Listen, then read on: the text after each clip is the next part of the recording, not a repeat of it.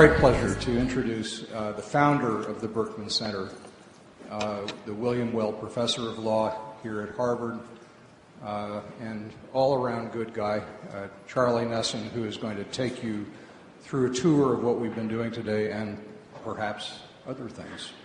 Charlie.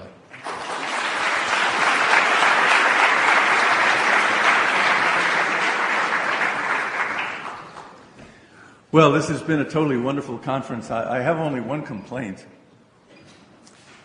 When I went down for lunch, I was expecting to get a roast beef sandwich. I figured there'd been a big run on the vegetarian. Do you know there were only vegetarian sandwiches left? And that leads me to think that there are a lot of vegetarians in this audience who ate roast beef today.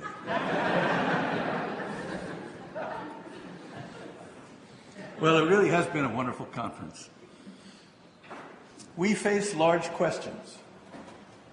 We recognize that we have the internet, the net, not just the internet, but the communications medium in our hands. Each one of us now is capable of stepping up and making remarkable products. This is a space that admits of the combination of willing energy. This is something new. In law terms, the legal corporation was a lawyer's structure, an invention. Happened, I don't know, early 1800s, really got going. The essence of it was the severing of the human being from the business entity. The essence of the legal corporation is the responsibility to make money for shareholders. Human values in the for-profit corporation are public relations. The internet offers a change, an inflection point in the ability of people to organize. It now is possible for us to organize willing energies. That's extraordinary. This is a rhetorical space. This audience of all will understand. We're not just talking internet. We're talking media integrated by internet. The Berkman Center has formed a wonderful partnership with CCTV. Wave at Susan Fleischman back there. Why is that? Yes. Thank you, CCTV. And all the folks behind these cameras. Thank you, thank you.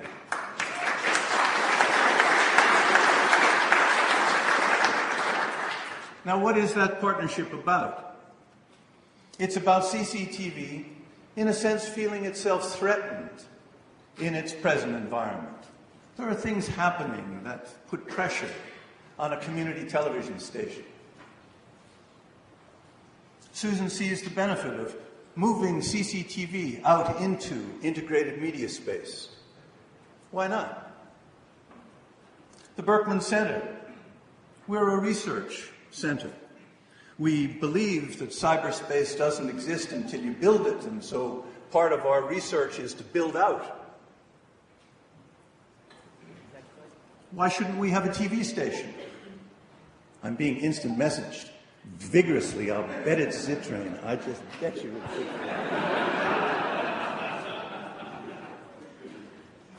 Zittrain. No, sorry, it's Jamaica. Wow. Oh, never mind. Jamie Boyle asked me, was Jamaica going to be part of this? And I said, no. He said, it will be. I can tell you it will be. So, come on now, I got to shut you up. So, my point there, each of our organizations is looking to find its identity in this cyber environment. It's true for CCTV. It's true for the Berkman Center. It's true for Harvard. The Berkman Center started at Harvard Law School. That was because our donor, Jack Berkman, was a graduate of the Harvard Law School, and the money came through to the dean of the Harvard Law School, and that means that we were a center at the Harvard Law School. It's appropriate, but sometimes misleading to people. People think of the law of cyberspace too easily as that product which courts generate in the wake of the disruptive force. But think of it, that's a backward-looking idea. Naturally, internet comes along, a huge disruptive force. Established interests are threatened. Their first instinct is to go to lawyers, to sue, to go to court. And so courts begin to generate output, opinions written by people who really don't understand the medium, trying to resolve disputes that are largely beyond them. And yes, you could take cyber law as the study of that. I think of it as the excrement of courts. But you'll see that's not what's been on the table today. What's been on the table today is the generative side of this net. The idea that by connecting willing people, each one capable of communicating multimedia with any other, and with capability of aggregating the force of creation, that you generate activity, and out of activity comes business. You can't see exactly where it's going to come, but you know it's going to be there.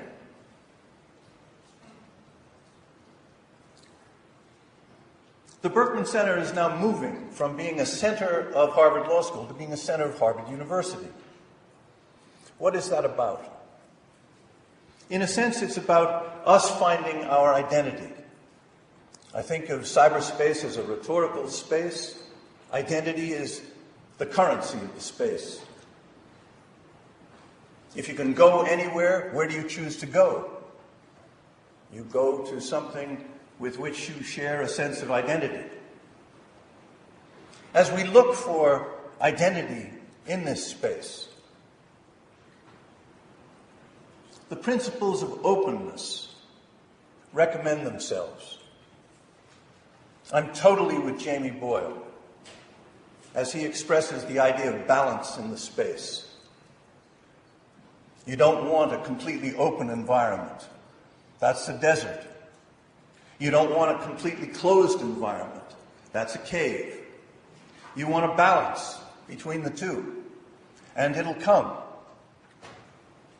There's a strategy to be followed, a law strategy to be followed, one that recognizes the paradigm shift that internet represents, a thought that combines the ideas of Gandhi on the one hand with Alex Bickel on the other, the idea of law as the least dangerous branch, the ideal of law to which citizens subscribe with the least amount of force. The internet invites a kind of forward motion that recommends inclusiveness. With inclusiveness, you can get resolution. The idea of people coming together around good, I believe, has a competitive advantage in this space. Why is that? Because if people can aggregate willingly, are there more people willing to aggregate around a good cause or around a bad cause? I think around a good cause. And as we see the organizations, the imagination that's giving rise to architectures of organization that produce these amazing media objects in this space, we have a sense of the space we're moving into. This event right here is a media object. I was introduced to the wiki just this winter in my evidence class. You can search it out on the net if you like. I'd never really experienced wiki before. I teach an evidence class in the classroom right below, an amphitheater, 150 students, 3 weeks. 3 hours a day, 5 days a week in our winter term. Nice, concentrated, tough. That's the only class they take. We started a wiki. 150 students suddenly able to contribute their energy to a common enterprise of learning the law of evidence, the resolution of disputes. And whoop, this thing grew. This conference itself, you simply look at the web page and you recognize no one person did that. It would have been a huge amount of work. And yet there it is, and it's growing like magic as we speak here. So this is a new world we're going into. From Harvard's point of view, it's a new world where education has tremendous possibilities. I'm a strong believer myself in our strategy of moving up through the university is one of stressing open access to knowledge. The idea that the core value of a university is open knowledge, research for the public interest, and that it's silly in many ways for us to still be in an environment in which we produce knowledge, we then give it to a for-profit corporation. They then give it back to us for us to vet with peer review. We then give it back to the corporation. They then sell it back to us for a large amount of money, the librarians feeling squeezed. And then, when I want to use some of it for a class, I need to ask the corporation's permission. This is insanity. If you think, starting out, how would you organize a university? And after all, a university has means. You would organize it so that we handle those functions ourselves. And that simple idea turns out to be so important to the developing world, which is largely excluded from scientific research because of the pay barriers they have to hit in order to get access.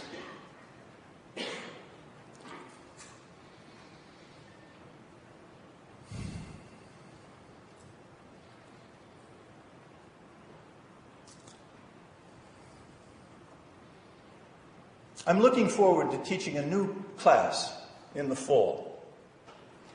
It's called Cyber 1, Law in the Court of Public Opinion. The idea is we teach here at law school. We have traditionally taught within the rhetorical frame of the court, the judiciary, the Constitution. I teach the rules of evidence, the assumption being that we'll litigate it out and some process will let us decide. What I'm hearing today, what I am eager to be teaching about next fall, is the idea that a lawyer in this cyber age stands at a podium all the time and any time the lawyer wants to. I totally subscribe to Jonathan's one sentence. At the end of the day, the currency of the space is the power of your argument.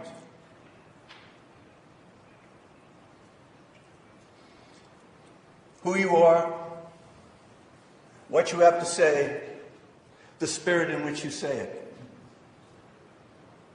That goes back to Aristotle. Still true. This is a rhetorical space.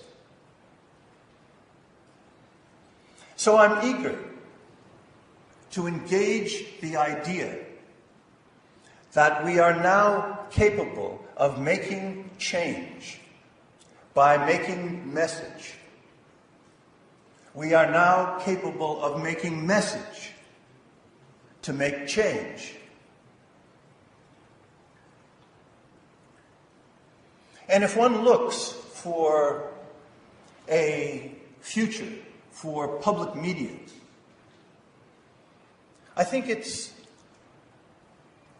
it's wisdom to imagine a future in which institutions such as Harvard recognize their potential in this new environment as being generators of open knowledge and collaborators with other universities, other colleges, other schools, other community institutions in the creation of an open commonwealth of knowledge.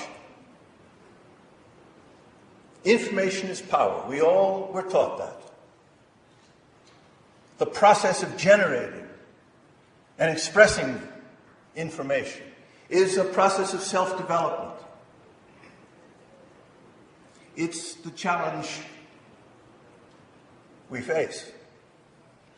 So I would welcome any further collaboration that the Berkman Center can generate with any of you. I would love to make content that is good enough so that you would want to share it. You would want to include it in your aggregation, your ability to blog, your ability to link, your ability to put on your media, your ability to share and propagate. And I am confident that content of quality will come to the top. At the end of the day, I believe fundamentally that human values need to rest at the bottom of what we do in a technological world. And that is possible. Close with one thought. David Leroff, you recall he spoke of a strategic inflection point. He spoke of global consciousness. Well, I believe that there is such a thing as global consciousness, but I think it's in competition. Not just one, there's two. My sense, the world I've grown up in, the one that Mark Cooper looks at and says, it doesn't make any sense, has been a world dominated by a mindset characterized by Ike as the military-industrial complex.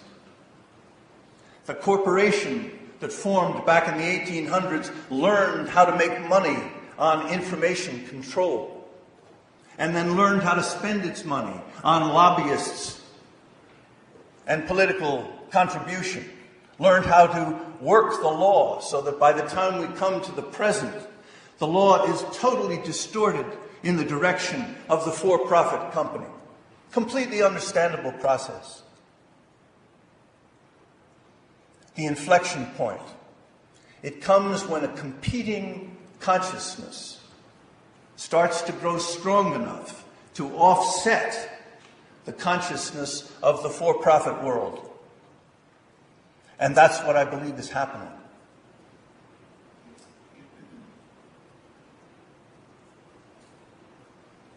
I'm a great fan of a group nearby called Downhill Battle. The basic idea is we are in a downhill battle. There's a tendency among us to feel that the way to go forward is to complain about all the awful things they're doing. It invites a kind of cycle where abuse on one side can be matched at times with abuse on the other. It's a mistake. I'm a child of the 60s. I had dreams of peace during Vietnam. We screwed it up. We went overboard. We let them come back at us in a way that wiped us out. Now we're here again. It's a downhill battle. Be confident. There is an optimistic future ahead. There is divinity in the net. And the challenge is to be gentle to your enemies. Thank you very much for coming. A total pleasure.